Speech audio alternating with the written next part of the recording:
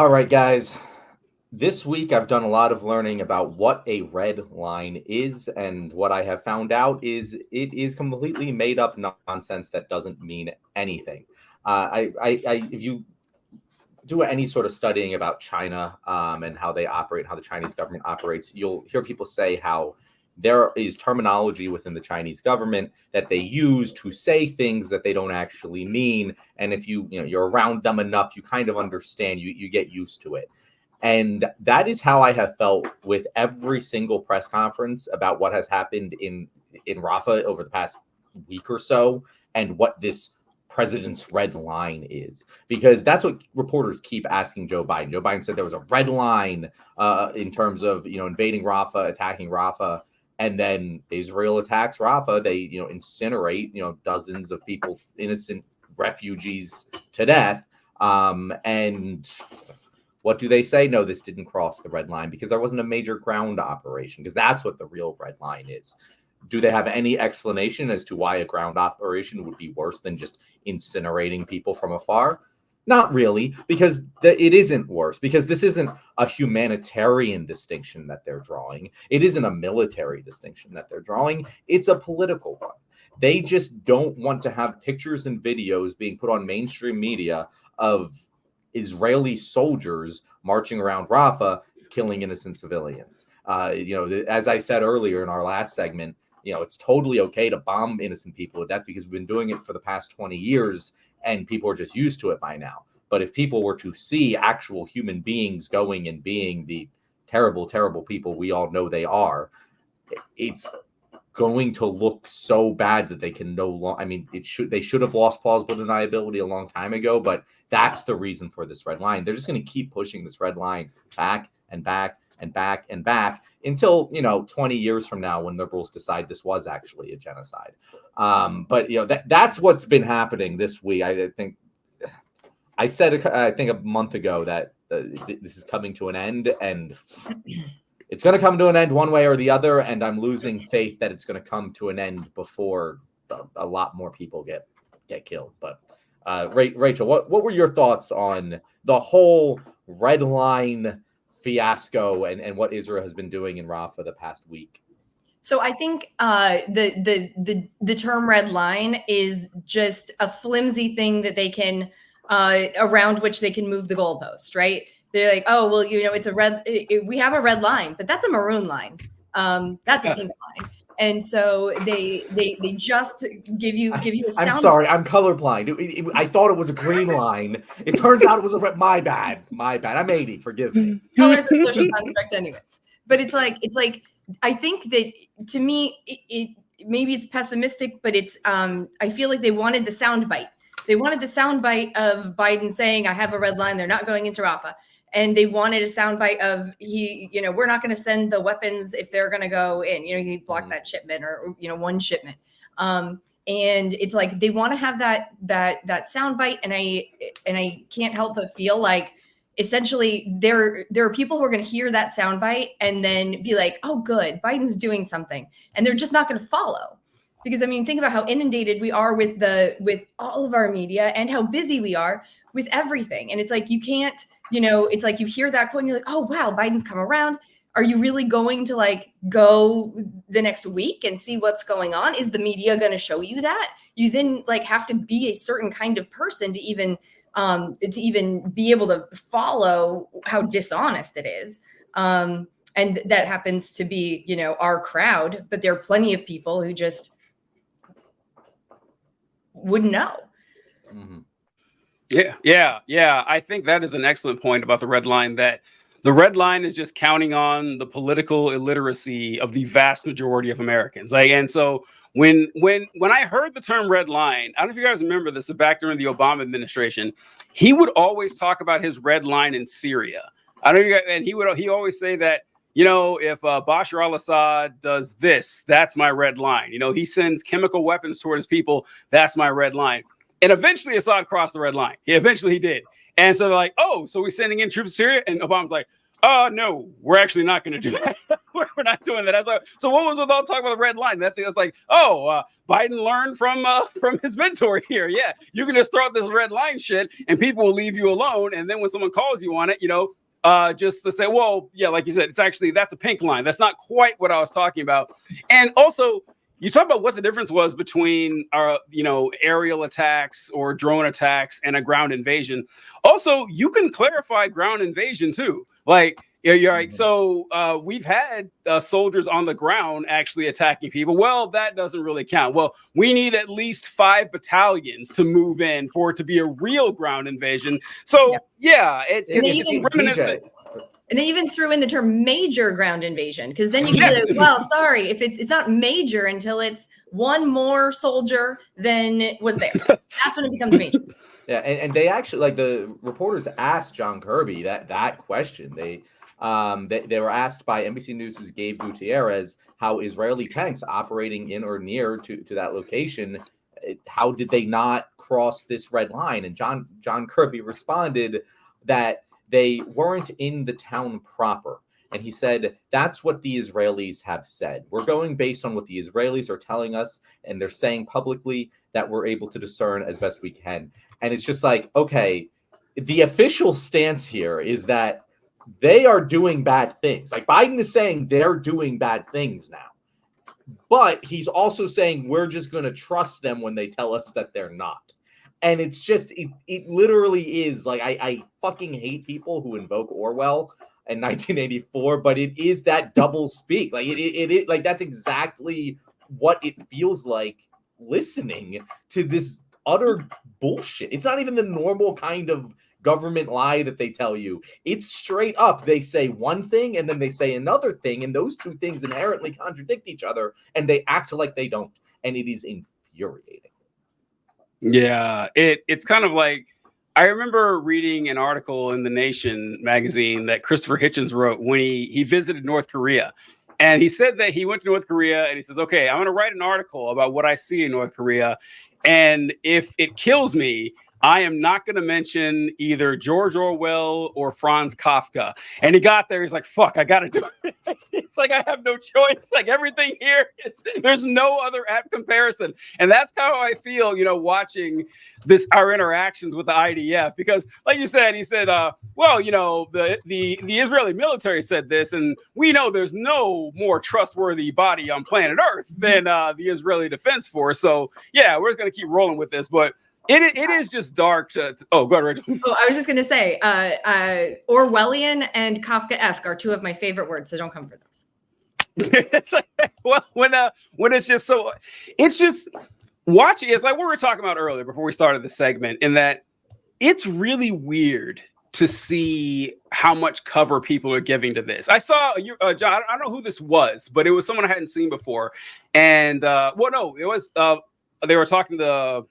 And they asked, how many more charred corpses of children do we need to see before? Well, did you guys see that hold clip? on. I have the clip ready to run. Oh, perfect. Because this is something special that people just need. Yeah, it's because it's not only like you need to see John Kirby's reaction, but like the reporter saying this is someone who has been very much pro-Palestine during this entire conflict. I forget his name, but like you see him hesitate.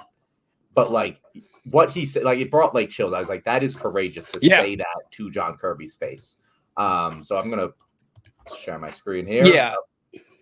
Wrong button. Yeah, this stuff needs to happen. And I get why he had the hesitation, because you say the wrong thing, you're never coming back to that press briefing. Mm-hmm. As I said, we don't want to see a major. So how does this not violate the red line that the president laid out? As I said, we don't want to see a major ground operation. We haven't seen that at this point. How many more charred corpses does he have to see before the president considers a change in policy? We don't want to see a single more innocent life taken. And I kind of take a little offense at the question. No civilian casualties is the right number of civilian casualties. And this is not something that we've turned a blind eye to, nor has it been something we've ignored or neglected to raise with our Israeli partners, including, Ed, this weekend as a result of this particular strike. Now, they're investigating it, so let's let them investigate it and see what they come up with. president. And Yeah. that's God. They just killed innocent people. Hey, how many more innocent people are you okay with seeing die? We're not okay with seeing any more innocent people die, but no, this hasn't crossed our red line. What the fuck does that even mean? Like, what do people who aren't us hear that and interpret it as? Because to me, it's total gobbledygook. And I don't understand how anyone with a brain watches that and goes, that's a coherent answer to that question. They can't.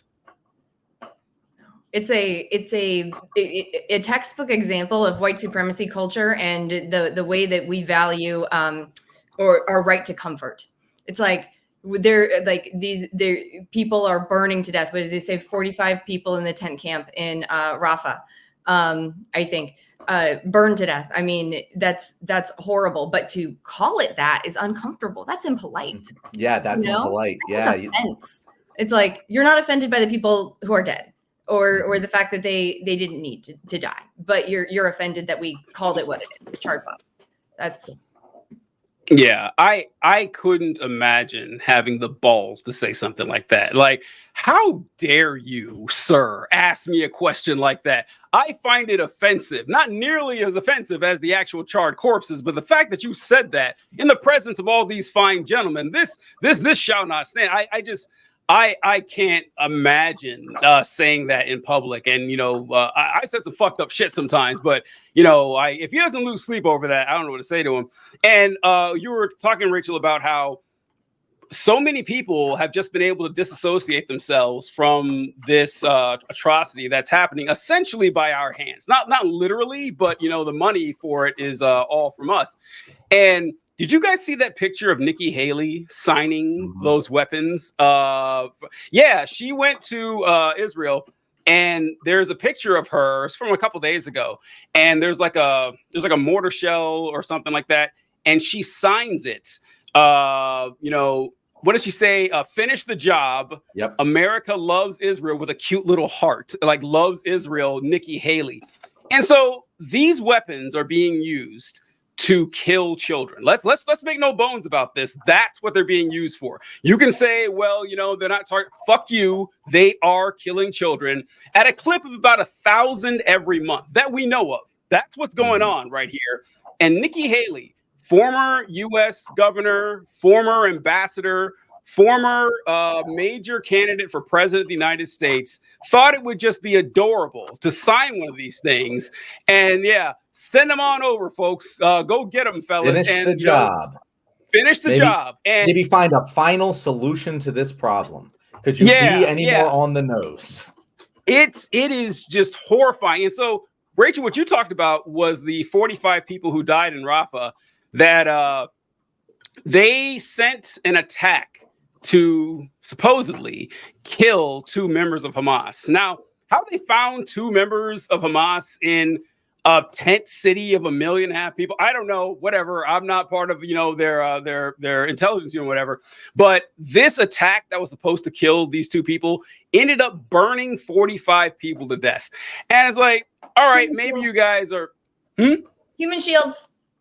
Human shields. Yep, human shields. I mean, where else? We told everyone to go to this area, and they all did. And oh God, they're in the area that we told everyone to go to. They must be using them as human shields. Like, what other place are they supposed? Like, TJ, you said at the beginning of this, fight, like this whole conflict, you were like, yeah, no, there's no military base. They have to be among the civilians. It's just a city that they're trapped in.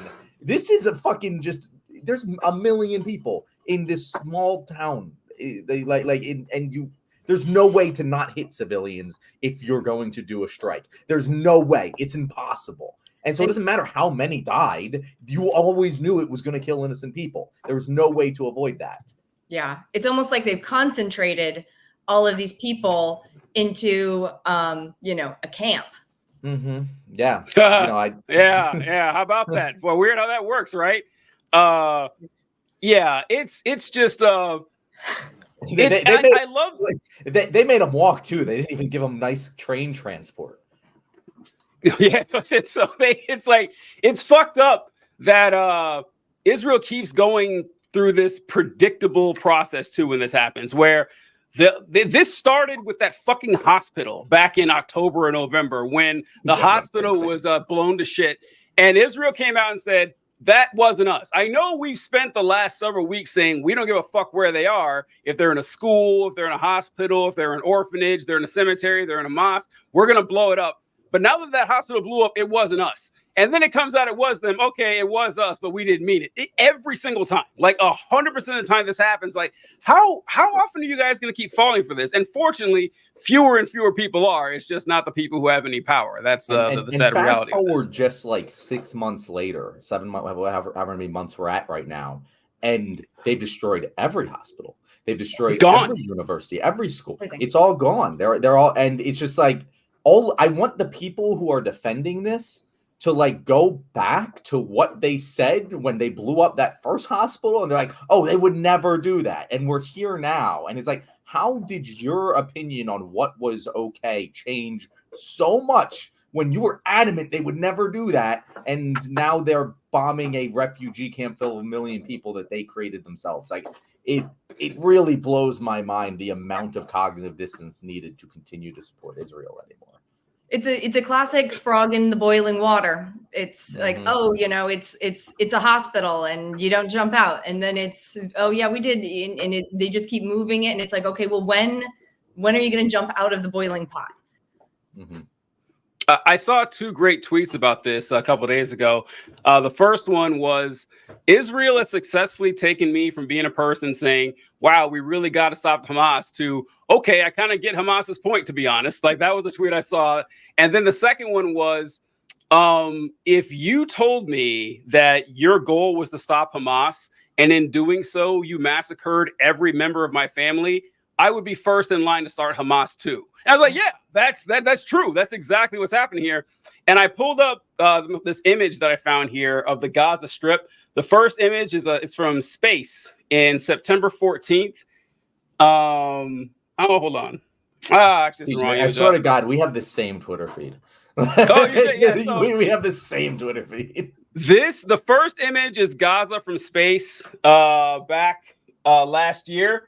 And then the second image is Gaza now. So you guys can see, like, Gaza's, lit up like a Christmas tree, and this is what it's like now. Like, they've essentially destroyed all of civilization in Gaza. And if you listen to Israeli officials, they ask them, well, all right, what's your plan to help the Gazan people rebuild their society you destroyed? Yeah, they don't got one. Yeah, we don't got one. We're just going to roll with it and see what happens when they, take the place for themselves. But yeah, it's we always promise ourselves that we're like, where there's other stuff going on in Gaza, but we got to talk about. How could you not? I don't know. It's fucked up.